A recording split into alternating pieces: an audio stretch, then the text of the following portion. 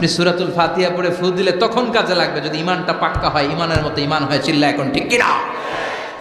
এজন্য বিশ্বনবী বললেন সূরাতুল ফাতিহাই শুধু সূরাতুল ফাতিহার একমাত্র নাম না, সূরার অনেকগুলো নাম আছে। এ সূরার অসাধারণ একটা নাম হচ্ছে সূরাতুশ শিফা। সূরাতুল ফাতিহা পড়ে অসুস্থ ব্যক্তির গায়ে ফু দিলে সুস্থ করে দেয় কে? আল্লাহ। তাবিজ ঝুলাতে নিষেধ করেছেন বিশ্বনবী। গলায় হাতে পায়ে তাবিজ আছে না নাই?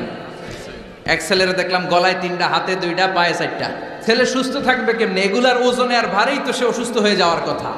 যে ব্যক্তি তাবিজ ঝুলায়, বিষ্ণুই বলেছেন তাবিজের দিকে আল্লাহ তাআলা তাকে মুখাপেক্ষী করে দেন। আল্লাহর জিম্মা, আল্লাহর রহমত, বরকত, mercy, blessings, protection from your lord, এটা আল্লাহ কেড়ে নেয়। পড়েন নাউজুবিল্লাহ।